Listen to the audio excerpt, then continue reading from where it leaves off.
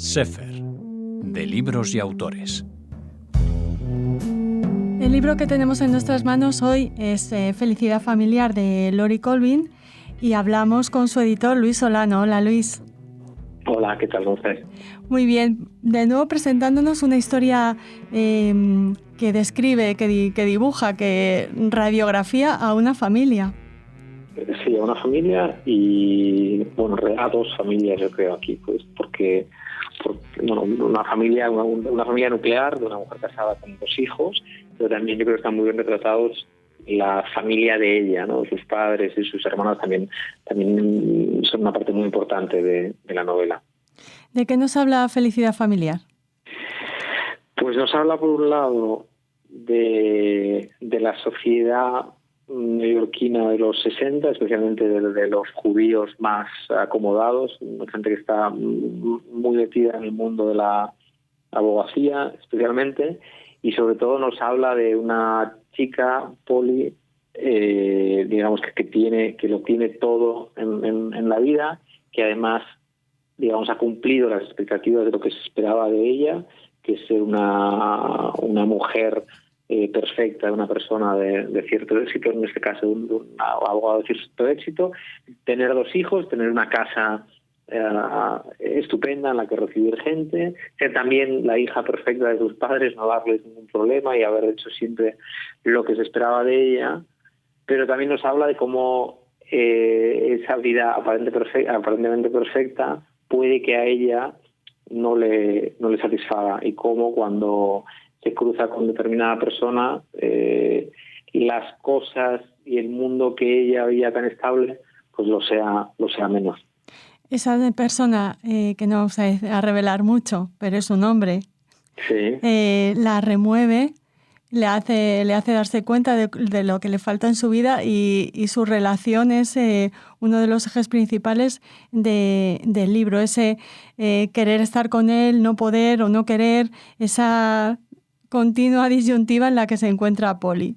Esa disyuntiva entre el deber, entre lo que ella piensa que se espera de ella, que también en parte es algo que digamos, una situación que a ella le gusta su familia, le gusta su marido, y por otro lado lo que siente, ¿no? O sea, creo que es un conflicto bastante clásico. Es un conflicto que se puede entender bien en esa época, porque las convenciones sociales son las más importantes, pero que en realidad también se entiende ahora, cuando de repente alguien pues está metido en una relación más o menos estable y de repente pasa una persona a su alrededor y digamos que se enamora, o esa persona le despierta una serie de sentimientos que a lo mejor tenía ya olvidados, y le crea un conflicto entre esa inflamación del amor más incipiente y, por otro lado, el amor mucho más estable de una relación más duradera. Y el que se espera de ella, como lo que tú comentabas antes, como la hija, la hermana y la esposa ideal.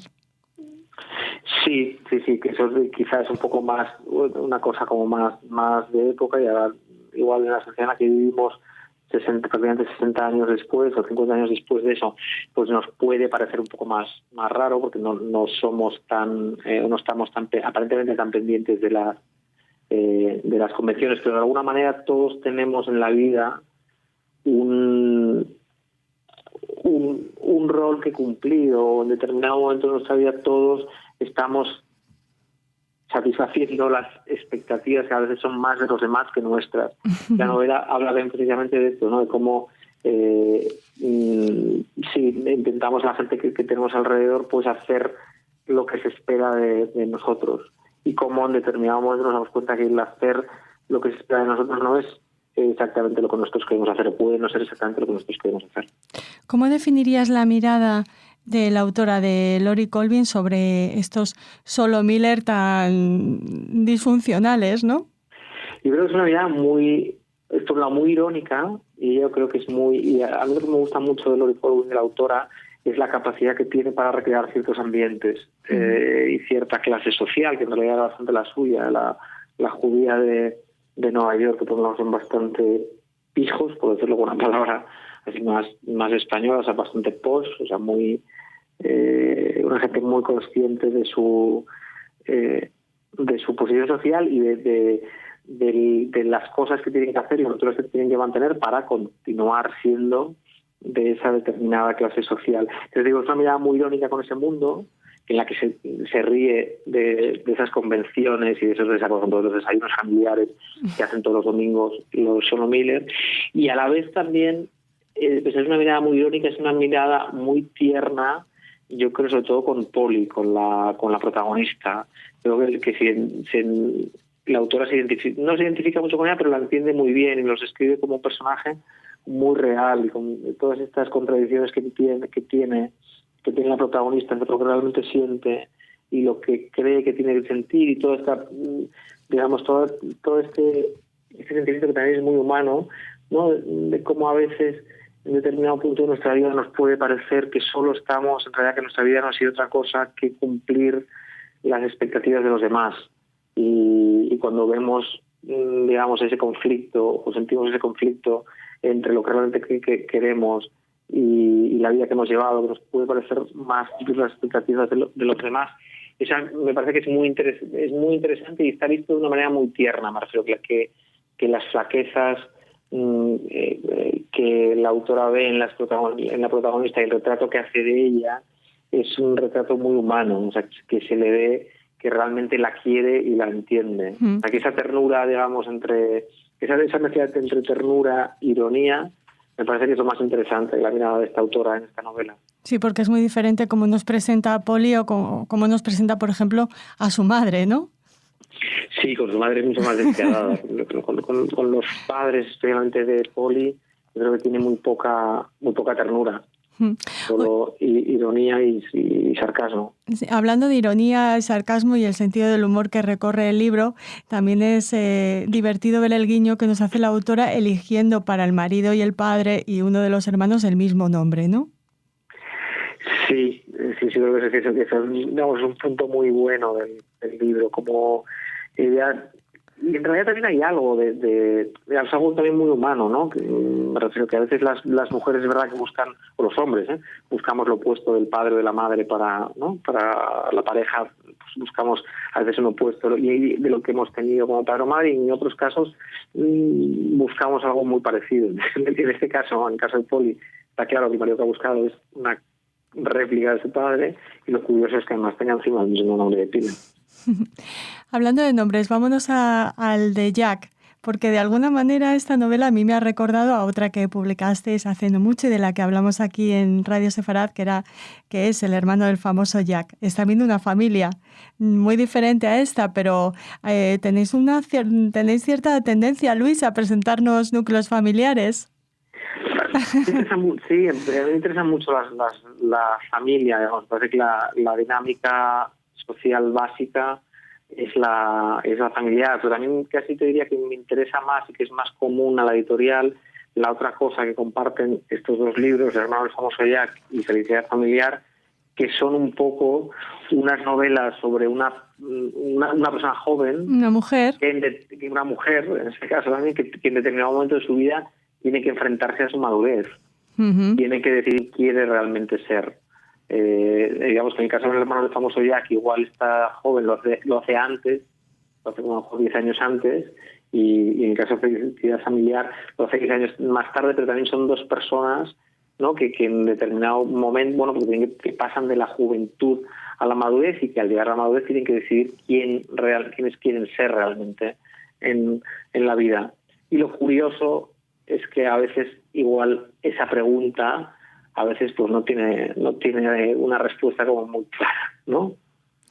Sí, eso van a poder nuestros lectores, nuestros oyentes, al leer la novela, van a, creo yo, verse reflejados en lo que le sucede a Polly, porque muchos de nosotros, es lo que comentabas antes, estamos siempre pendientes de lo que se espera de nosotros más de lo que realmente queremos ser, así que yo imagino que muchas personas se van a ver reflejadas en Felicidad familiar. No, yo creo que sí. Al final los libros que yo busco para la editorial son libros que literalmente tienen que estar bien, obviamente, pero a mí lo que me gusta de las historias es o que me cuenten cosas que yo no he podido vivir, o bien que me enseñen a ver en cosas que yo he podido vivir, que me den matices y que me ayuden a ver de manera distinta las cosas que yo he podido vivir. Entonces esta dicotomía entre cumplir las expectativas de los demás y encontrar lo que realmente quieres ser o qué es lo que realmente quieres hacer, me parece que es muy humano y que cualquier persona que se acerque a la novela verá determinadas cosas, obviamente no iguales, no punto por punto lo que pasa en el libro, pero se encontrará seguramente en esa novela. Háblanos un poquito de la autora, de Laurie Colvin, porque a nosotros, claro, lo primero que nos llama la atención es que tradujo algunos de los libros de Isaac Bashevis Singer del yiddish al inglés. Sí, porque digamos, yo creo que su lengua materna es el yiddish y durante, digamos, fue conocida por muchas cosas. Fue una escritora muy precoz, empezó a escribir y a publicar en revistas importantes como New Yorker, por ejemplo, con poco más de 20 años. Fue la traductora oficial de Bashevis Singer al inglés, del yiddish al inglés. Es una cuentista excepcional, yo diría que casi es mejor cuentista que novelista. Y luego tiene otra cosa que también la hace muy interesante, al menos para mí, que es que era una persona que le gustaba mucho la cocina y tiene unos libros preciosos sobre cocina casera y sobre las recetas. Y no son libros de recetas, lo estoy explicando mal, son libros que tienen recetas y yo he de reconocer que he hecho varias de las recetas de sus libros, las tengo ya como incorporadas a las recetas. A tu recetario personal. A mi recetario personal, pero a la vez son libros de cocina que van mucho más allá del mero libro de cocina, porque son libros también de antropología y te explican no solo las recetas, sino el origen de la receta y te dan un contexto social de cuándo se hace la receta. Y lo malo yo creo que la injusticia con ella fue que se murió muy, muy joven. Uh-huh. Se murió con un poco más de 40 años, entonces pues se murió en plena madurez creativa y con toda una obra por hacer. Sí. Y de alguna manera pues también es una figura un poco menor, porque pese a tener novelas, cuentos grandes, pues cuando alguien muere tan joven es más difícil que luego se la reivindique, o no está vivo como para defender su obra frente a sus contemporáneos. ¿Tu parte preferida del libro? El principio. Cuando nos describe a la familia, ¿no? Sí, cuando describe a la familia, a mí me parece las dinámicas familiares, estos brands dominicales de los que hablábamos, me parecen excepcionales. O sea, es una comedia de costumbres en las que te vas riendo solo de imaginarte esas situaciones que tienen algo de inglés. Sí, bueno, de hecho se la ha comparado con Jane Austen, ¿no? En esa descripción psicológica de los personajes. Sí, y a mí también me recordaba mucho a Evelyn Waugh en lo que tiene fatiga social, uh-huh. Saber reírse de determinadas convenciones y situaciones sociales. Bueno, pues te agradecemos mucho que nos hayas presentado Felicidad Familiar. Esperamos que muchos de nuestros oyentes encuentren recetas para su propia felicidad en esta novela. Gracias, Luis. A vosotros.